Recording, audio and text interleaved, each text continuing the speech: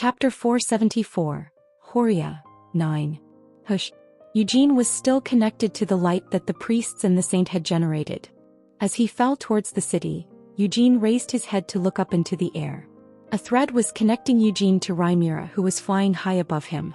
That's right, the light leading down from the sky towards Eugene looked like a thin thread. If Eugene had to use a simile to describe it, his appearance reminded him of a marionette, as if a doll was being held up by a string that had come down from the heavens. A doll? Eugene let out a snort and shook his head. Eugene wasn't a doll. He could be sure of that. This thread wasn't something that the god of light had connected to Eugene in order to control him like a puppet. Instead, it was an expression of the god's unconditional and infinite love. The purpose of the thread was to ensure that Eugene's attacks wouldn't miss, he wouldn't get hurt, and he wouldn't die. How burdensome, Eugene complained. It was only natural for a god to love his believers. Moreover, Eugene wasn't just any ordinary believer but the hero chosen by the god. Although the god of light usually gave off an indifferent feeling, it was only natural for him to bestow his infinite love upon Eugene. Until now, there had been several times when Eugene experienced the miracles bestowed by the god of light. However, he had never once received a direct revelation from the god of light, and that was still the case even now. Eugene couldn't hear any voices trying to speak to him. He took the light's silence as the god's acquiescence towards his action. No matter what Eugene did with it, the light would not refuse to cooperate. Even if Eugene were to invade the Holy Empire, murder the Pope, and massacre tens of thousands of believers, the god of light would continue to lend Eugene as much strength as he desired. Sir Eugene, Christina's voice was heard inside Eugene's head. There's no point in you coming down here, so just stay up there, Eugene ordered her. Christina tried to argue, but Eugene cut her off. You can feel it too, can't you? Even without you coming down here and following after me, we're already connected by this light. Isn't that right? At these words, Christina was left with no choice but to nod. Although this was their first time experiencing something like this, it was just as Eugene had said. Right now, Christina's divine power had fused together with the divine power of the priests of the graceful radiance and formed into this single source of light that was connected to Eugene. Christina and Anis's will could be transmitted to Eugene through this thread of light, and all of the holy magic and miracles cast by the two saints could also be remotely bestowed upon Eugene, along with the divine power supplied by the other priests. Still, this is really quite inconvenient, Eugene said with a frown as he looked up above his head at the thread of light leading up to the sky. It wasn't something solid one could touch with one's hands, and it didn't act like a real thread, so there wasn't any discomfort when moving around. However, it was still an inconvenience. For example, when Eugene leaped through space with prominence, or when he was moving around at maximum speed, if this thread of light kept following Eugene around, wouldn't his opponent be able to follow Eugene's movement without any difficulty as long as they kept an eye on where the thread was going? Disappear, disappear, Eugene muttered with narrowed eyes as he tried to shoo the thread away with his hands. Up in the sky, Christina and Anis also expressed the same desire.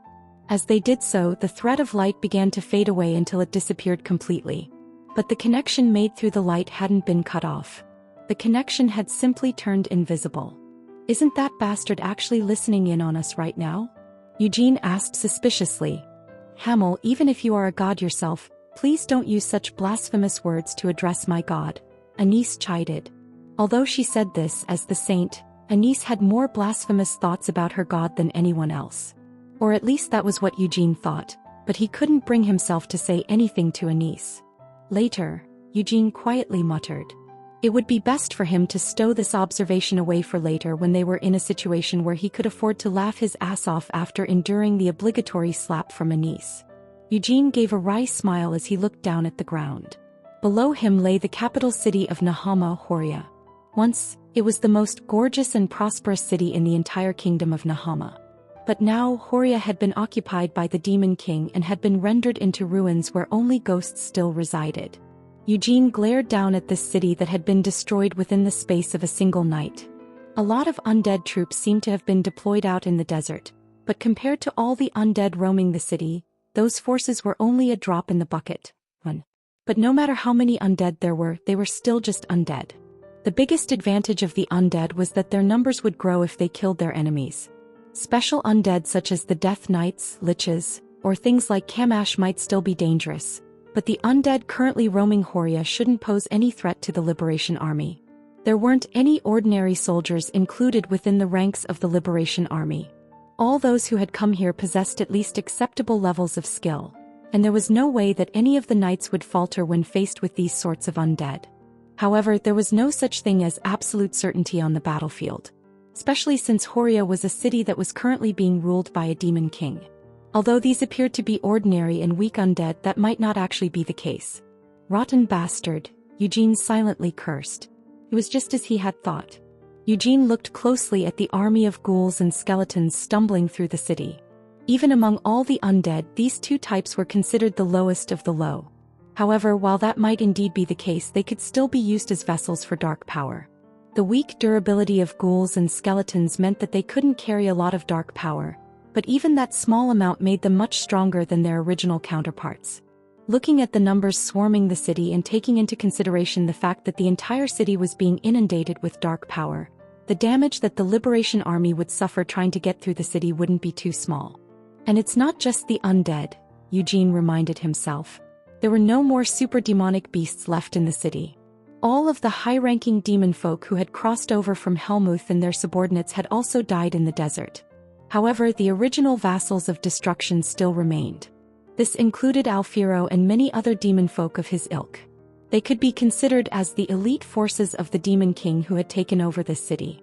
Raising his head, Eugene looked up to see what lay ahead. In the distance he could see the royal palace. The demon king, that fake copy, was waiting for Eugene there. Eugene turned his head to look behind him. Boom!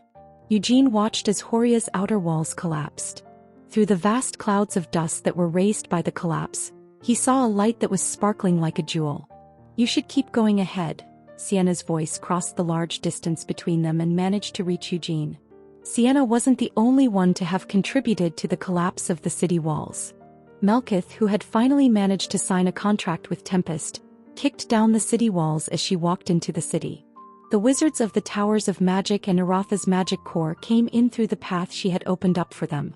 Furthermore, at another distant location, the warriors of the Zoran tribe and the knightly orders from the various countries had opened up their own path into the city. The flying squadrons led by Carmen and Raphael were also descending from the sky with them. Horia was truly a colossal city.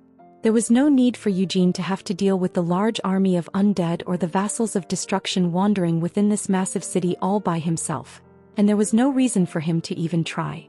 Let's go. The unified cries of the Liberation Army rang throughout the city. The emotions carried in their voices, their expectations of Eugene, and what Eugene himself had vowed to do. Eugene took all of these to heart as he mustered his determination. Eugene turned his head forward. From now on, instead of turning to look backward, Eugene would only look forward. Sienna, there's no need for you to rush. After all, I'm the one that bastard is waiting for, Eugene growled. Although there was quite some distance between them, Sienna was still able to hear Eugene's voice extremely clearly. She laughed as she easily noticed the blatant intention underlying Eugene's words. Don't resort to such obvious tricks.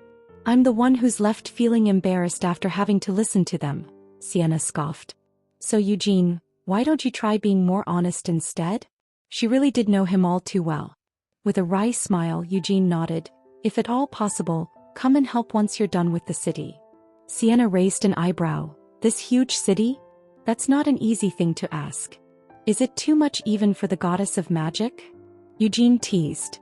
Since it's a request from my beloved disciple, this pre-goddess should do her best to fulfill your demand, Sienna replied with a giggle. As he listened to her response, Eugene kept moving forward. Christina, Anise, you too, Eugene paused for a moment, should try to help our allies so that less will die. Less will die, you say? Hamel, it seems that you still have a conscience even if it's just a hair thin. Anise teased. This was the battlefield. It was impossible for the allied forces to not suffer even a single casualty. The role of saints and priests on such a battlefield was to ensure that as few of their allies died as possible. I've always been a conscientious person, Eugene retorted. Anise muttered, not only are you stupid, you really are so shameless as well. In any case, Hamel, are you heading straight to the palace? Eugene shook his head. There's something I need to do before that. He almost lost control of his temper when Anise started teasing him about being stupid. However, he knew that getting angry at Anise in their current situation would be ridiculous, so he forcefully suppressed his rage. It was also because he knew getting upset over Anise's teasing remarks would be a waste of his rage. From the moment he descended into Horia, Eugene had set a designated target for all his rage. The flames of prominence flared up. Eugene transformed into a black comet that pierced through the sky. The scenery of the ruined city that had been transformed into a lair of the undead flashed past below him. Horia was an extremely expansive city. However, the size of the city didn't matter, as Eugene's flight speed was ridiculously fast. He crossed the entire city in mere instants. Just as he had told Anise, Eugene didn't storm into the palace right away. The wings of prominence, which had been fluttering behind him like a comet's tail, suddenly swept upwards. When this happened, Eugene's body dropped straight down.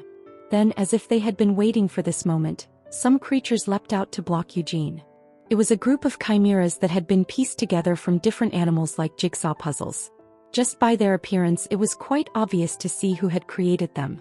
Amelia Merwin. Eugene quietly hissed her name in a cold voice.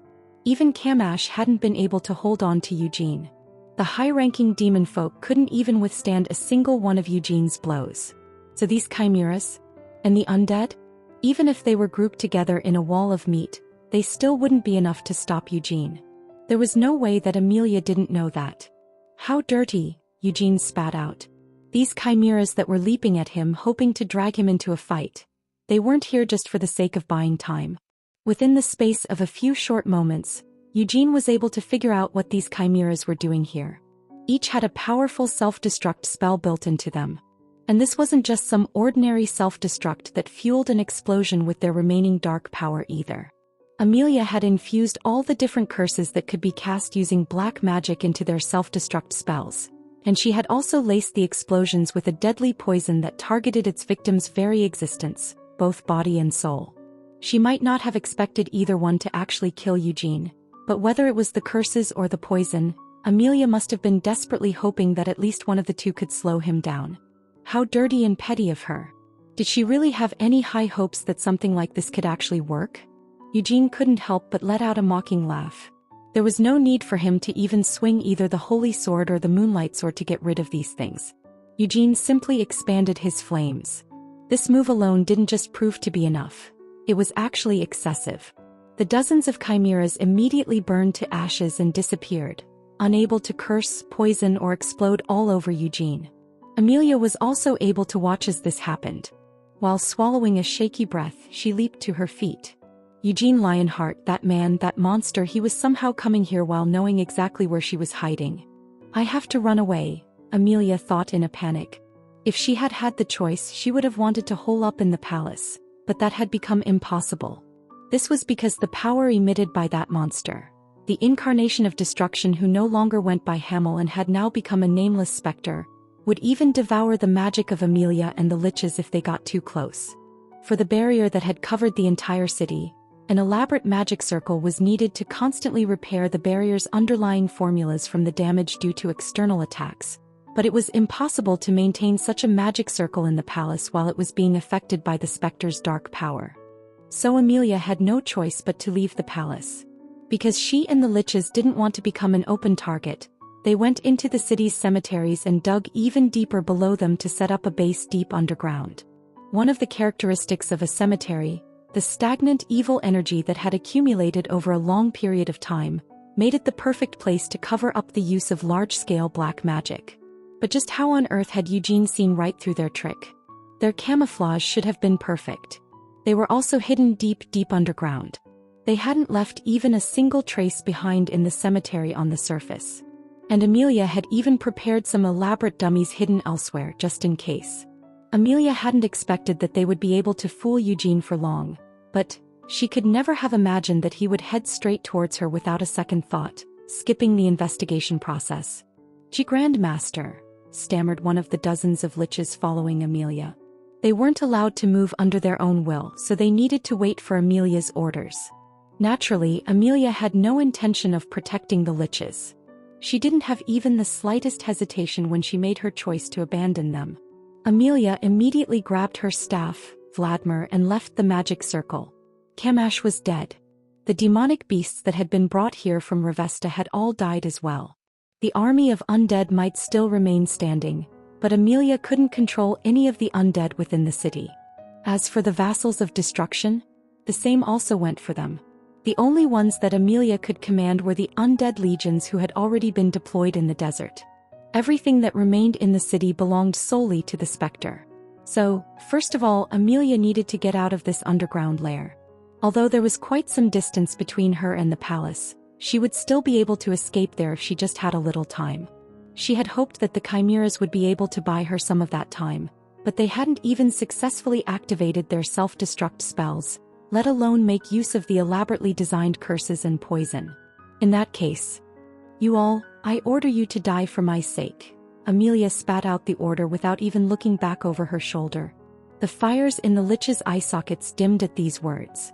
It was a cruel order for them to follow, but it was impossible for the liches to resist. The life vessels of all the liches were being held by Amelia. She had gained possession of their life vessels by telling the liches that it would allow her to lead them in casting their black magic with more power and efficiency. She was their grandmaster, a figure they had always respected as black wizards and from whom they had sought guidance for their entire lives. Who could have imagined that she would just abandon them like she was tossing away an old shoe? The liches leaped onto their feet. The structure of the magic circle immediately began to transform. It was no longer structured towards protecting the city, but instead calibrated to thoroughly kill a single enemy. As this was happening, the atmosphere in this underground base suddenly underwent a change. As Amelia prepared to escape, she thought to herself, "This should buy me a little more TI." She wasn't even able to finish that thought. Boom!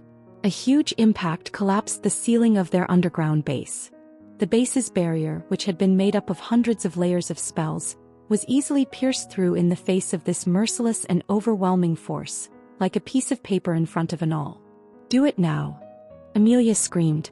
The liches, who had no choice but to follow her order, immediately began to cast the spell.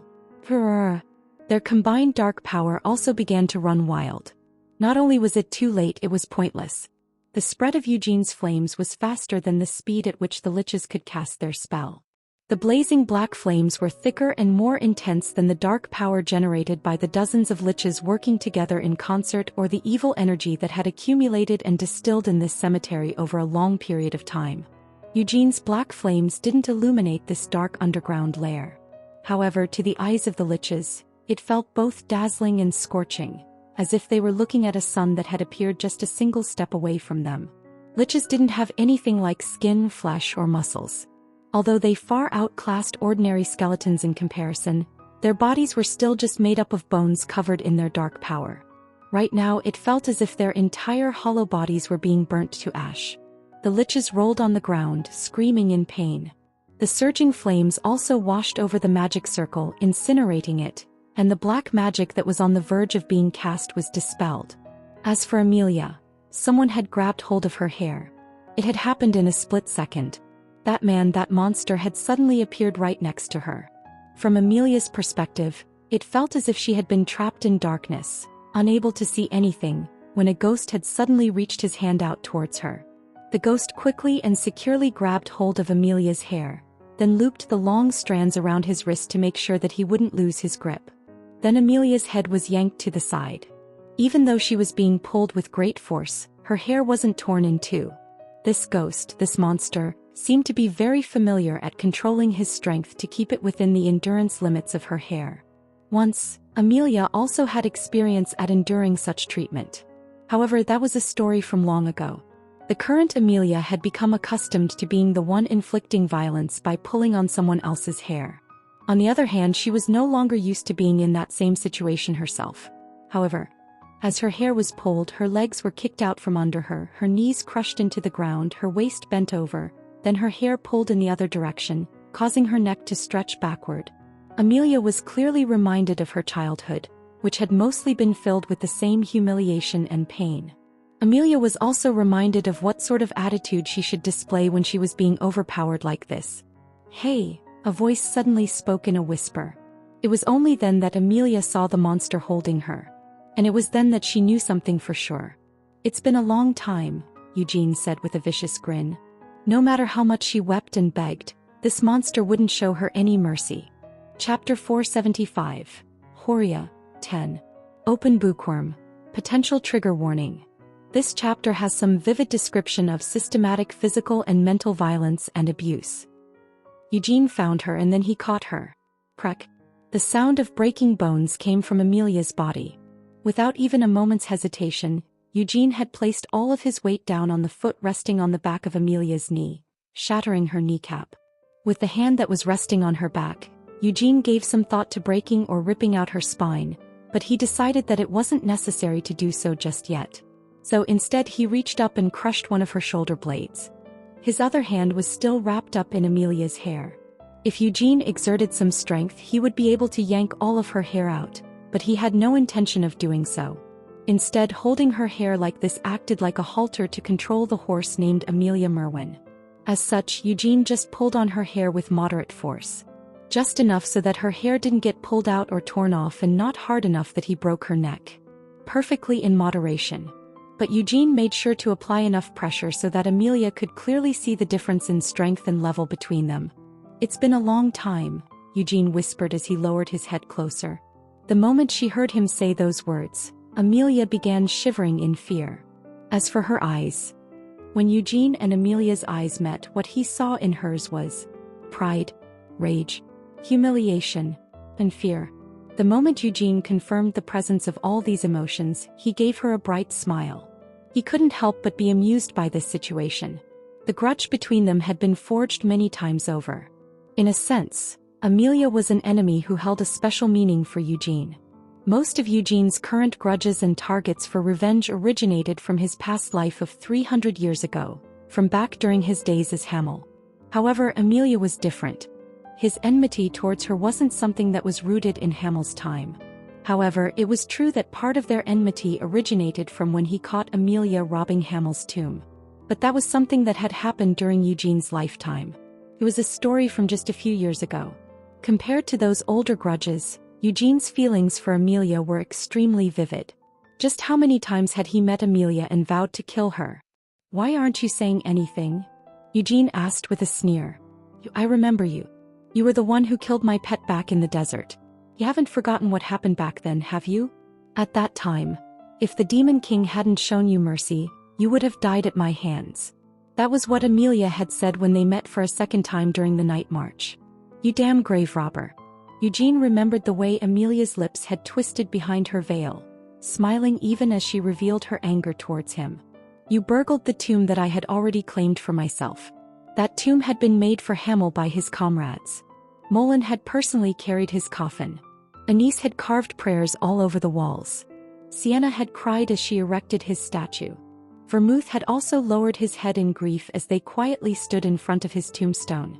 That was a piece of history that had been kept secret from the world, because it was something that only I knew about and could possess.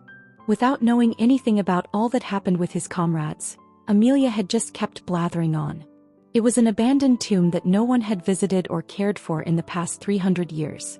I was the one who rediscovered that tomb. As such, everything in that tomb belonged to me. Whether it was the statue, the gravestone, or even the corpse. Eugene could clearly recall Amelia shouting those words. Even then, Amelia really didn't seem to know her place.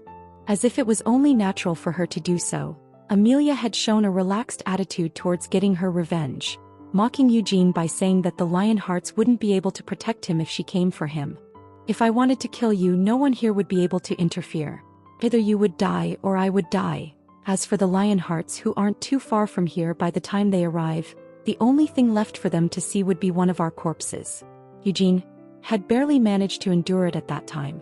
He hadn't tried to kill Amelia in a fit of rage. That was because there had been a lot of other troublesome things going on during that night march. Also, he thought that another opportunity would come again someday. And in fact, that opportunity had now arrived. Amelia Merwin would be dying in this desert. No one would be able to prevent her death. "You're still so cocky. You were like that back then as well. In the tomb, you were acting so insolent even though your death was inevitable. I might not have appreciated it, but it did amuse me." Amuse her, did he? "Someday, when you come face to face with your own death." Eugene tilted his head to the side as he whispered into Amelia's ear. Always wondered what kind of expression you would show me and what you would say before you died. Just like you, I've also done the same thing. I've also spent a lot of time imagining how I should kill you."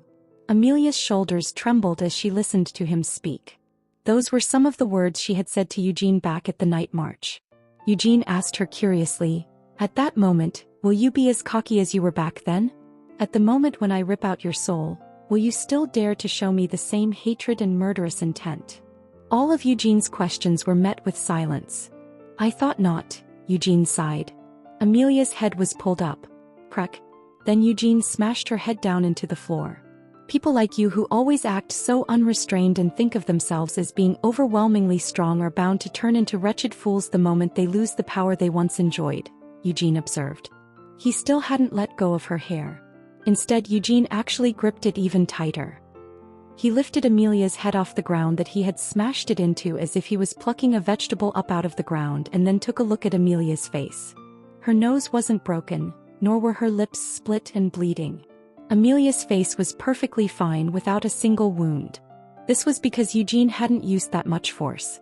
When he smashed her head into the ground, the action wasn't meant to cause pain but instead to humiliate her. Eugene examined Amelia's face, which was perfectly fine and without even a single scratch. But was she truly uninjured? The answer was no. Beneath Amelia's skin, the wounds left by her humiliation were already festering and rotting. In a cheerful mood, Eugene stared at the way Amelia's cheeks were twitching. "Why?" Amelia finally attempted to speak in a trembling voice. In reaction to her attempt, Eugene immediately slammed Amelia's head down into the ground once more. Once again, there wasn't much pain, but it still left Amelia unable to finish her sentence. In the first place, what could she even say in her current situation? That was the crucial question. Amelia really didn't know what she should say to Eugene. When she first met him, Eugene Lionheart was just a kid she could easily get rid of. If he hadn't been carrying Balzac's personal missive. No, she could have still killed him while ignoring that missive. In fact, she had intended to kill him. If the Demon King of Incarceration hadn't appeared at that moment, Amelia would have definitely killed Eugene. That's right, she should have killed him back then. But I couldn't kill him, Amelia bitterly recalled. That was why things had turned out like this now. Amelia regretted not having killed Eugene back then. Apart from that, she didn't have any other regrets. In her opinion, she hadn't done anything wrong, so what was there to regret? But how should she overcome this situation? Fight back. Don't be absurd. Amelia was a black wizard. In other words, she wasn't a warrior. While she was in perfect condition, she had made every preparation that she could, but she still hadn't been able to inflict even a single wound on Eugene. Amelia couldn't help but silently twist her face into a grimace at her hopeless situation. She didn't even have the freedom to lift her head up off the ground on her own. When Eugene pulled on her hair once more, Amelia immediately spat out the words, "I was wrong." According to Amelia's judgment, that was the most rational response she could make at this juncture and the closest thing to a correct answer. In this situation, she could never manage to win a fight against Eugene. In that case, was it still possible for her to run away? That was even more of an impossibility. Even if she cut off the hair he was holding her by and tried to escape, she wouldn't even be able to get a full step away from him. Amelia stuttered, "I'm well aware of why you are so angry. At this point, an apology alone cannot wash away my sins." Naturally, everything that Amelia was saying right now was a lie on her part. Amelia refused to even entertain the notion that she had ever wronged Eugene. However, she would still apologize to him. In this situation, she just needed to act like she at least had some sense of guilt while begging for forgiveness. So Amelia began to stammer. I'm also well aware of why you feel such rage. From the start, our impressions of each other weren't good. But it was all a misunderstanding on my part, right? No, I didn't mean it like that. Of course, it wasn't just a misunderstanding. I'm the one who wronged you.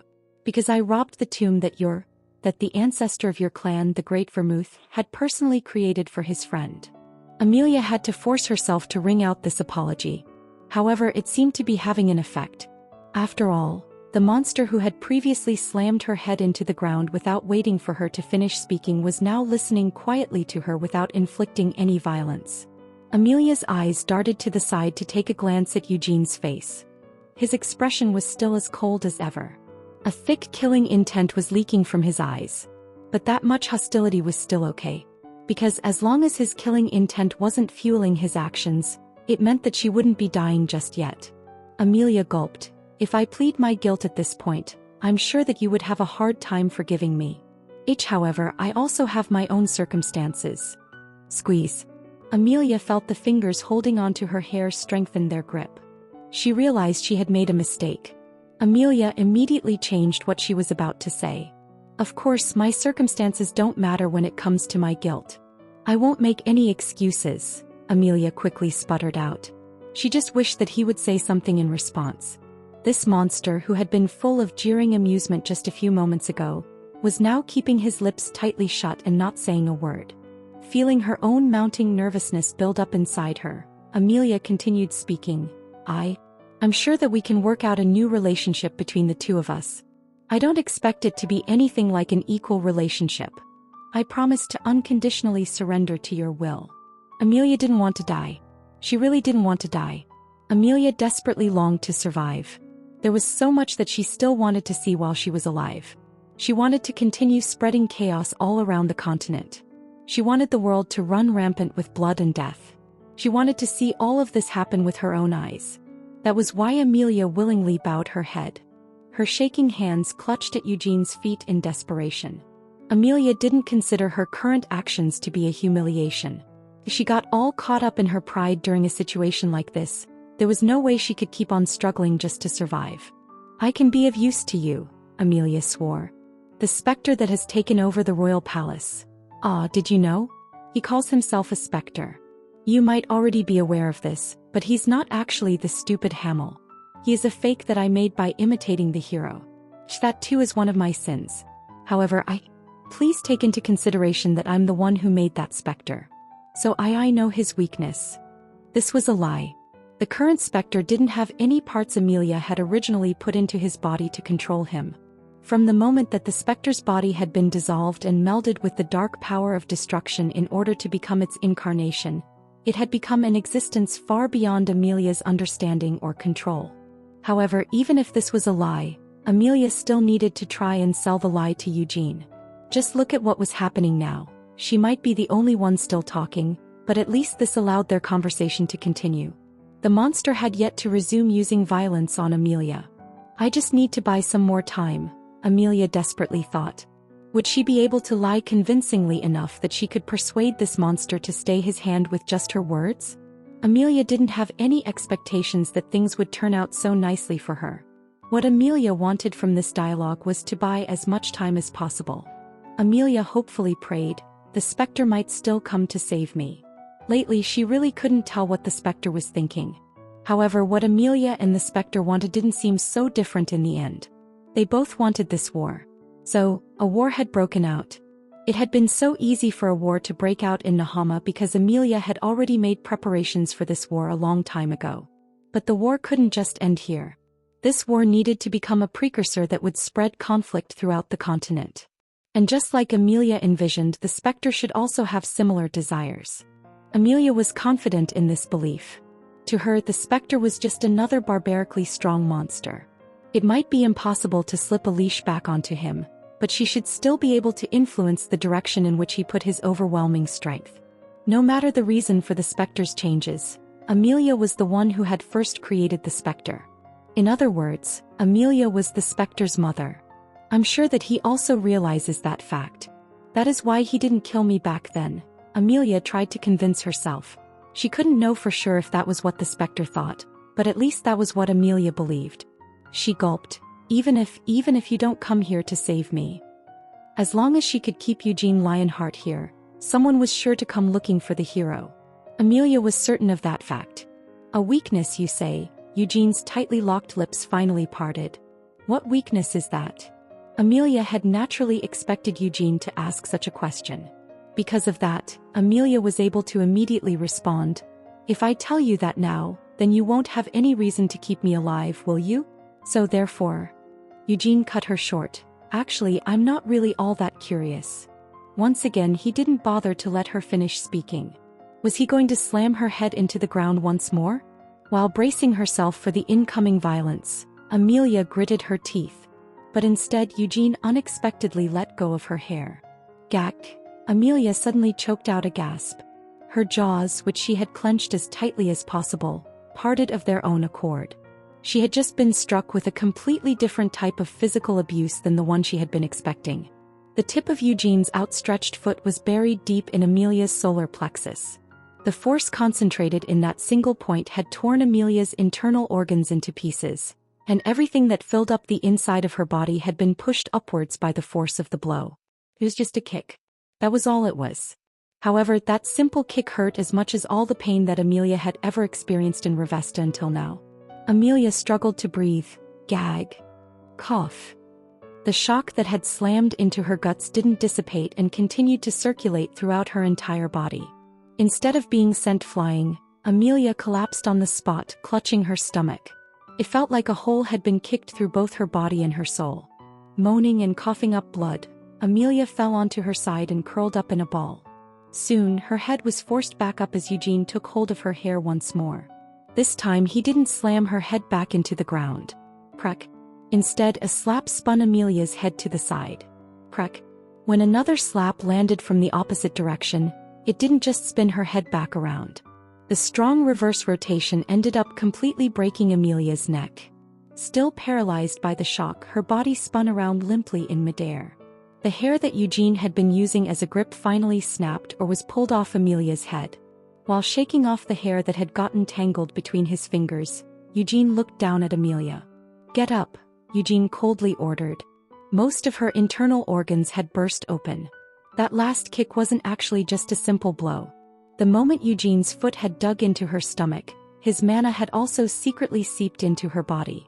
At this moment, Amelia's dark power didn't seem to belong to her anymore. Its ownership was usurped by someone else. Or at least that was the feeling she got. It felt like some force that didn't belong to herself was running rampant inside her body. Her innards were crushed. Her neck was broken. If she were any ordinary human, it was only natural for her to die from all of this, but Amelia didn't die. She couldn't muster up any strength from her limp body, but Amelia was somehow still alive. Was it because she was a black wizard? No, it was because Amelia was a half-blooded demon folk. The reason for Amelia's obsession with imperfect existences, like chimeras and the undead, was her own complicated feelings of love and hatred for herself, as someone who had been born with the mixed blood of both demon folk and humans.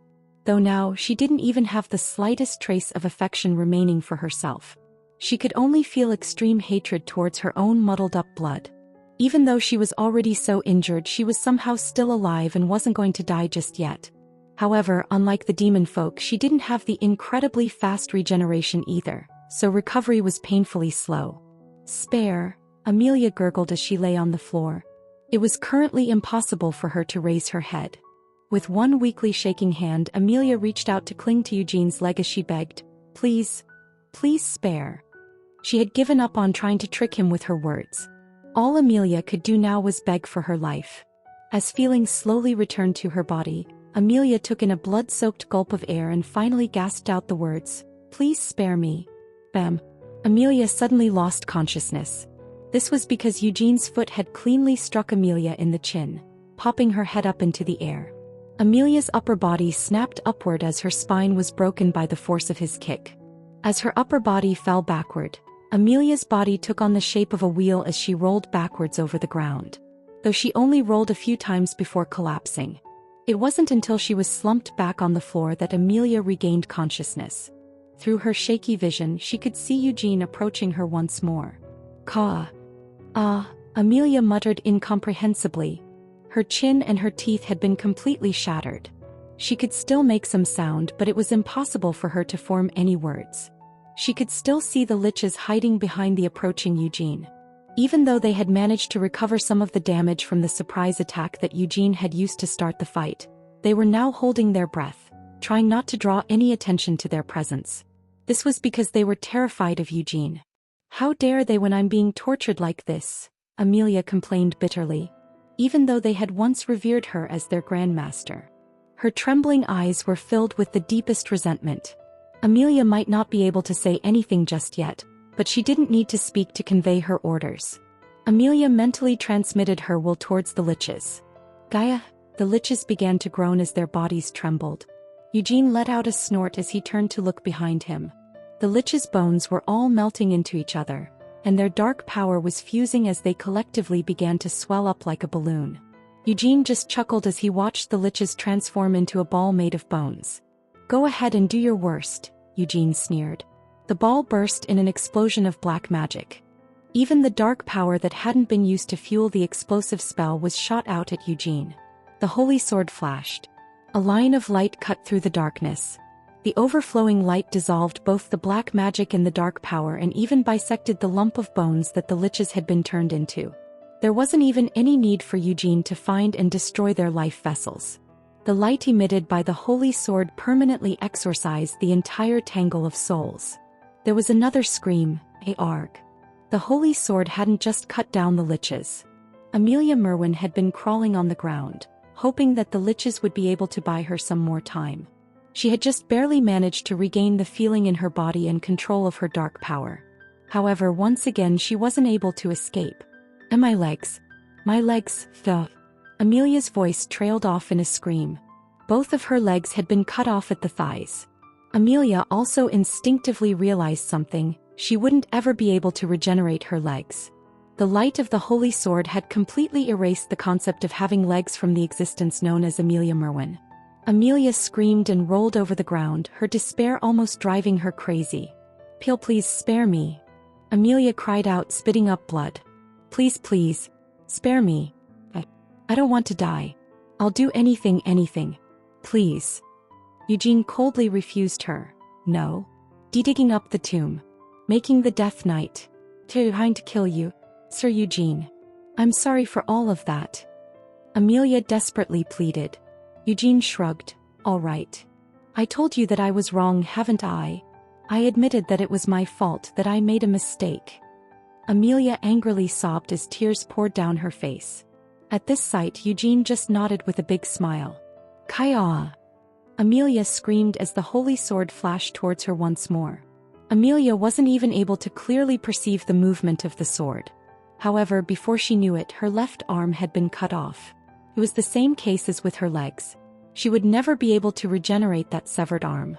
Blood wasn't even spurting out from the surface of the open cut. While wriggling her body like a worm, Amelia screamed, Don't do it. Please, don't kill me." Every time that Amelia let out a scream, the smile on Eugene's face grew even brighter. Eugene had no intention of making Amelia repent for her sins. He also didn't expect to make her regret everything she had done. In the end, she was just going to die, so what was even the point of trying to make her regret her sins?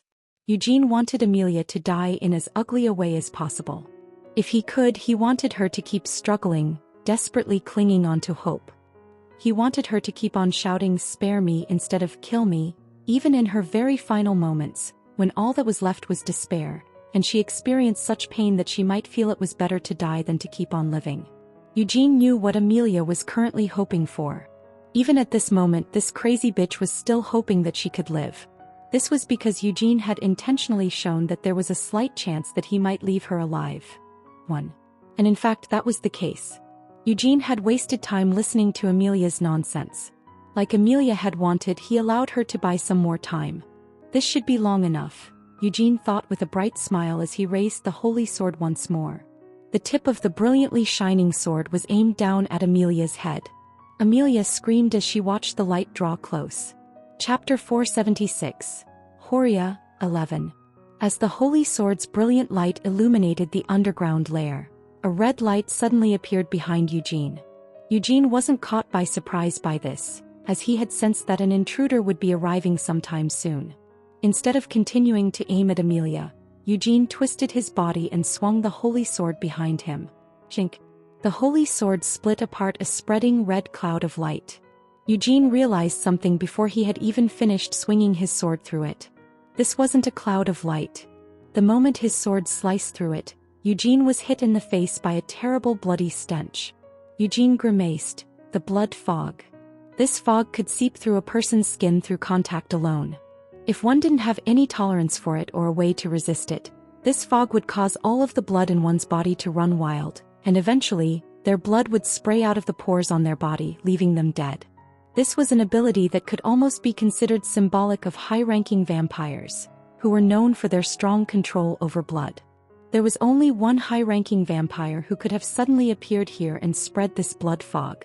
Eugene gave a cheeky smile, and once the holy sword had finished its swing to the side, he held it in front of him once more. Whoosh!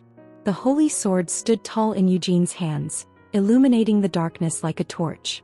The blood fog, which had continued its spread throughout the underground lair even though he had sliced through it, was completely dissipated under the light of the holy sword.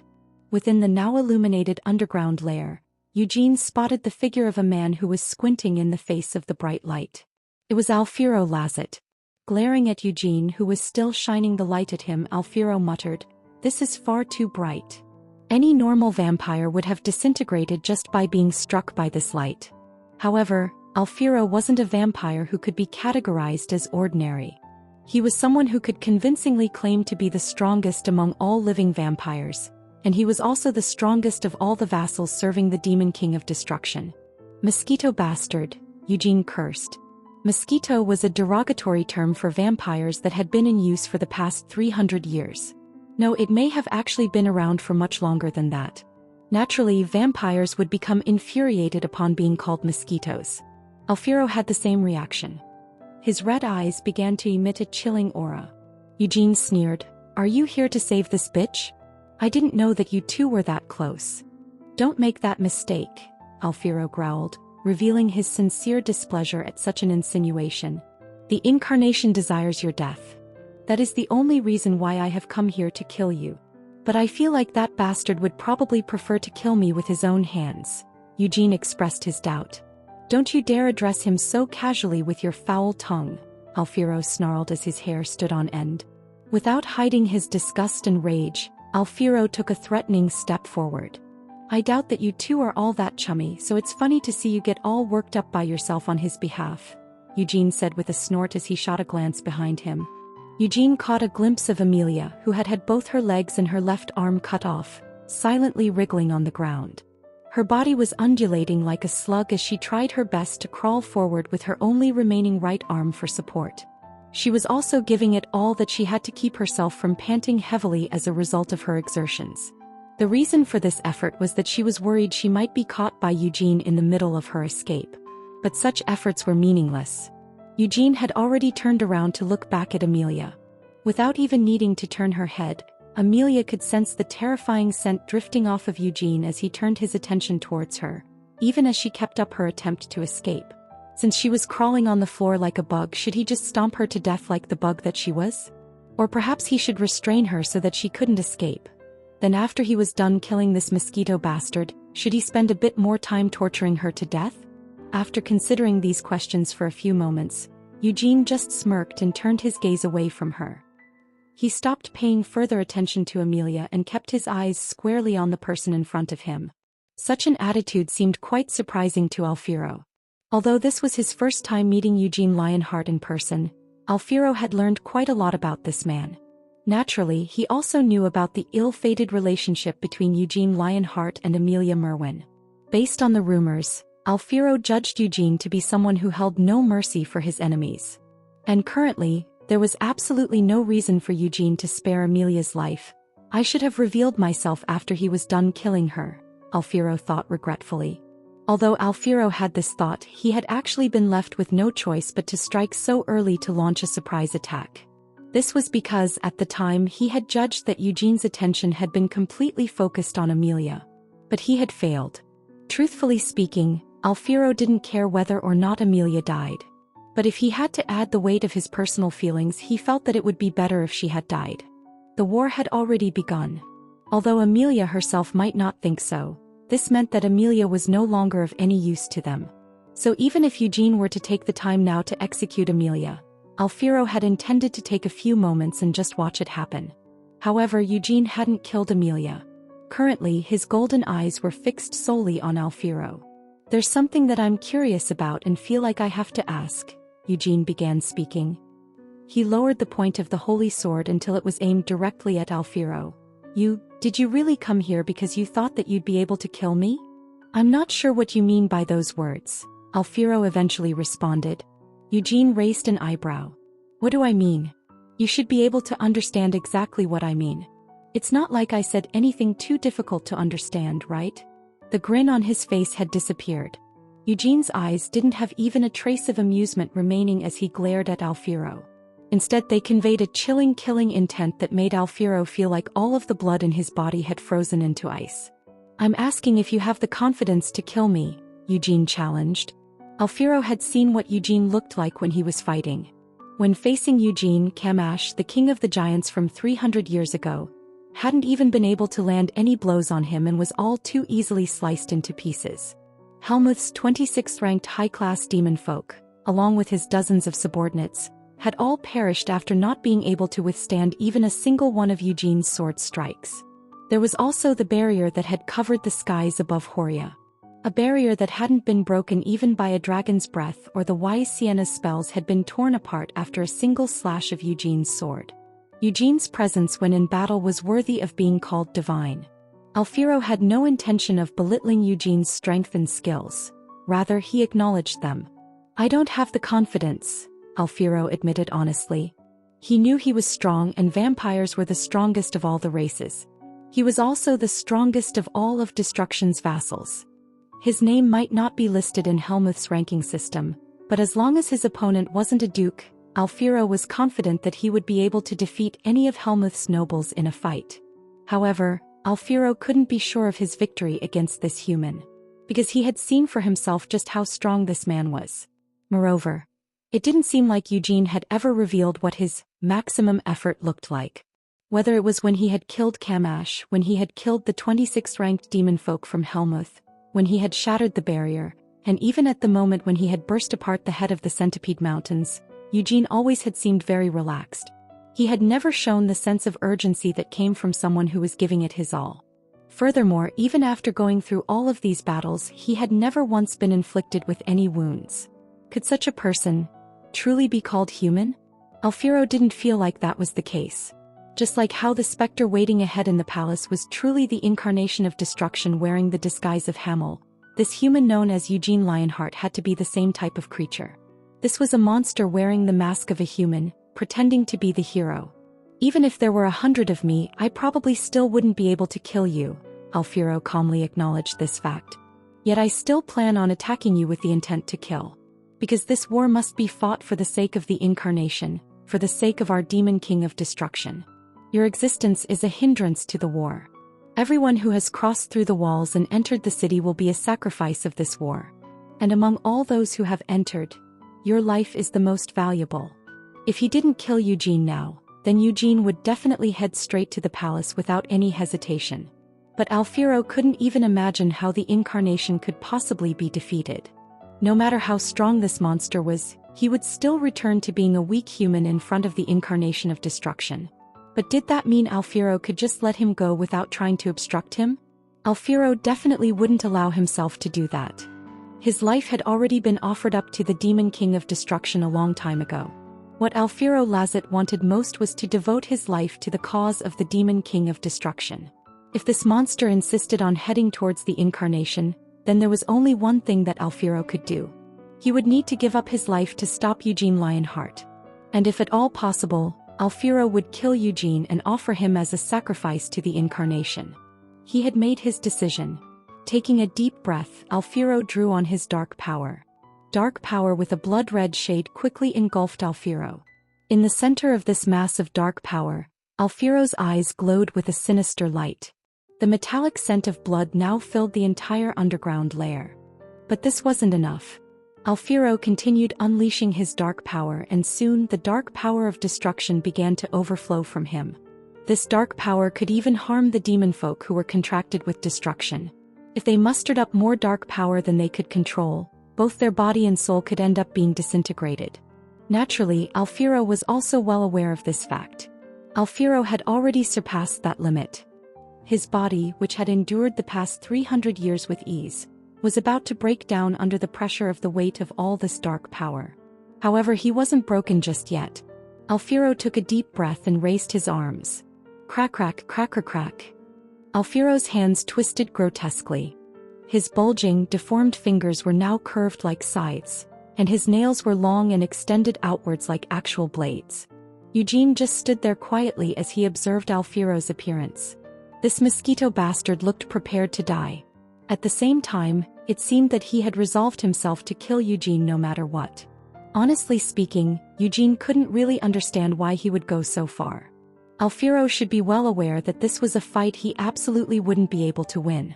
No matter how strong he was, Alfiro was still just at the level of an ordinary demon folk. Compared to the remaining 2 dukes of Helmuth, who had even surpassed the likes of the former demon kings, Alfiro's strength was laughable. Eugene's head slowly tilted to the side in curiosity. The dark power of destruction that Alfiro had drawn out, the same dark power that had been amassed beyond Alfiro's ability to endure, was now being concentrated down into a single point. This concentration of dark power was so strong that it had even begun to distort space itself, causing distortions in Eugene's vision. Ha! Eugene parted his lips to let out a soft laugh.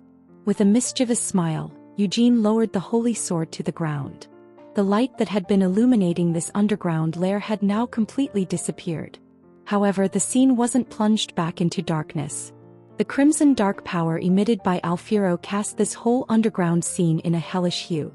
A terrible stench of blood filled the room, and it wasn't fresh blood either, but blood that was set to boil. Alfiro watched as Eugene lifted his right hand into the air just after laying down his sword.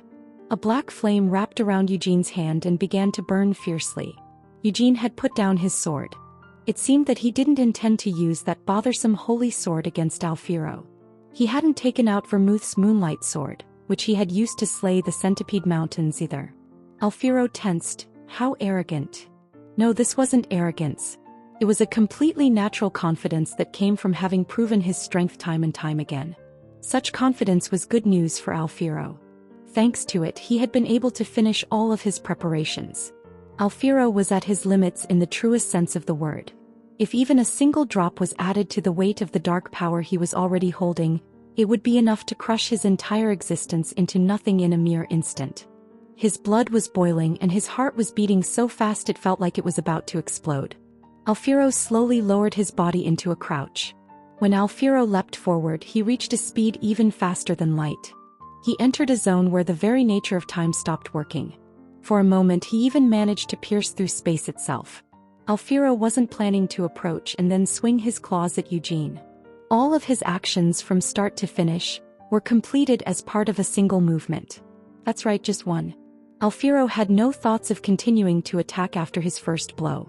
This one attack had been filled with every last drop of Alfiro Lazzet's remaining life and everything that he had left. Bam! Alfiro's thoughts cut off here. Right after his one movement and one attack. He was unable to comprehend what had happened to him after he had made his move or what might have happened to his body. This was because Alfiro was already dead. Just like how he had intended to finish everything in a single attack, so had Eugene. The moment Alfiro charged at him after concentrating all of his dark power into a single point, Eugene had also swung his hand at Alfiro. The black flames that were launched from Eugene's hand condensed as they burned through the air, causing a small explosion when they landed. That was all that was needed.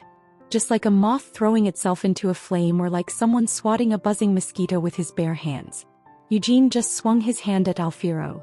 Then as Alfiro's dark power was devoured by the flames and extinguished, Eugene's outspread hand smashed apart Alfiro's head.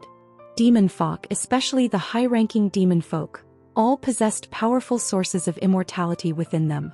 Even if their heads were shattered into pieces, they usually wouldn't die from it. However, it was impossible for the current Alfiro to withstand even a single blow from Eugene. At this moment, with his dark power drawn out to its very limits, it had become a deadly poison rather than a source of strength for Alfiro. The delicate balance collapsed. Unable to endure anything more, Alfiro's soul was shattered by his own dark power. Even at that moment, the demon king of destruction whom Alfiro had admired and followed for so long, remained indifferent to Alfiro's plight. Eugene, who had just killed Alfiro in a single blow, hummed thoughtfully as he shook off the mess that had been left on his right hand by his earlier swing. It hadn't just been some casual blow. At the moment of the attack, Eugene had used both prominence and ignition. Because this had allowed him to explosively amplify his strength for a single moment, he had been able to wipe out Alfiro and his dark power of destruction with just a single swing of his hand. I should have introduced myself before killing him, Eugene muttered regretfully. Eugene thought it was a pity he hadn't remembered to do so. This was because Alfiro had known Hamel. If Eugene had said, "I am Hamel," before killing this guy, he would have been able to see quite an amusing reaction from him. "Well, it's not like it's really all that important," Eugene said with a click of his tongue as he raised his head to look around. There were no traces of Amelia left within this underground lair. Eugene had cut off both her legs and her left arm. Thanks to the flames he had embedded deep into her body, she should have been left unable to use her dark power as she wished, but it seemed that she had managed to recover her magical abilities in the nick of time. Thanks to that, it appeared that she had managed to escape by using her magic. Eugene smirked. "It would have been cleaner for you if you had just died here at my hands." Eugene had known that Amelia was trying to escape. However, he had just allowed her to do so. He had already seen all that he wanted to see from Amelia. He had also enjoyed sampling all the negative emotions that he had been anticipating ringing out from her. "I need to kill her with my own hands." That was what Eugene had been thinking before he arrived here. But after having reached the point right before he had been about to personally take her own life, only to be interrupted, he didn't actually have many regrets remaining. Instead, now that things had turned out this way, they actually turned out exactly as Eugene had truly desired. Eugene wished for Amelia to die as ugly a death as possible. This leaves her with some hope for survival, Eugene thought with a merciless grin. After struggling to stay afloat, she would meet with despair in her final moments and experience such agony that death would be a mercy. Eugene wasn't the only one who wanted to kill Amelia Merwin. Asterisk asterisk asterisk. She had barely managed to escape the underground lair. That was where Amelia Merwin finally hit her limits. Her magic wasn't working properly. While gasping for breath, Amelia clutched at her chest. That damn bastard had left sparks of his flames inside her body. These embers continued to burn on the fuel of her dark power without going out, and every time she tried to use a spell, they cut off the flow of dark power. Amelia panted, "That son of a bitch, son of a bitch, son of a bitch." If she had been left with just one of her legs, she would have still been able to walk while using Vladimir as a crutch. As Amelia was crawling on the floor, she had to stop for a moment to cough up some blood. Gak? How? What should she do? She didn't have any hopes of Alfiro managing to kill that monster. The best that the vampire could manage would be to win her some time. Even that wouldn't buy her all that long. Maybe 10 minutes at the most? Will I be able to recover by then? Amelia desperately asked herself. Her severed limbs weren't regenerating. That was all right. If they refused to regenerate, she could just attach someone else's limbs to herself. As long as she didn't die here. As long as she somehow managed to survive. Boom. There was a loud explosion. Arg. Amelia groaned as the huge vibrations transmitted through the ground caused even her body to shake. As the vibrations ran through her internal organs, Amelia felt agonizing pain. As she coughed up even more mouthfuls of blood, Amelia struggled to lift her head. In the distance she could see a wyvern and a pegasus flying through the sky. Nearby, some people experienced a moment of utter confusion. But those weren't the only things now racing through the city. Amelia just couldn't see any of the rest because she was crawling along on her stomach. After getting past the city walls, the knights who had entered Horia were probably charging straight toward the royal palace while slicing through all of the demon folk and undead. Why hasn't he done anything? Amelia wondered. Could it be that the specter was still sitting on the throne in the palace? But why just why? If he would just make a move himself, he would be able to annihilate the entire enemy army in an instant. So why was he waiting for Eugene to come to him instead of making that move? The palace, Amelia told herself, I need to return to the palace. But would it really be the right move to try and escape there? Amelia recalled how incredibly strong Eugene had been. She also remembered what the wise Sienna had looked like with a galaxy at her back. Finally, she thought of the saint who was flying high up in the sky, standing on the back of a shining dragon. Amelia still couldn't imagine how the specter could lose. However, she didn't have the confidence that she would be able to survive in the battle that was about to take place in the palace. Would the specter really protect her? As she was now, would she really be able to survive in that undoubtedly chaotic battle? If she, who didn't even intend to participate in that battle, got caught up in that fight and died just by virtue of being in the wrong place at the wrong time, just what kind of shitty death would that be? I need to escape. Not there, but somewhere else. That's right. If I can just hide in a dungeon for a few days, Amelia thought hopefully. Once a few days had passed, the battle for Horia should have ended in the specter's victory. All Amelia needed to do until then was hide somewhere and wait, giving her body time to recuperate before returning. But how? Amelia wasn't able to use any flying magic. It was also impossible for her to use blink in rapid succession. It was hard for her to even control her body. Amelia realized that it was impossible for her to escape Horia without the support and protection of someone else. Amelia gasped in surprise. As she crawled on the ground, a foot had suddenly appeared in front of her, blocking the way forward. Trembling in fear, Amelia raised her head to look upwards. Jerk, only to be met with the sound of grinding teeth.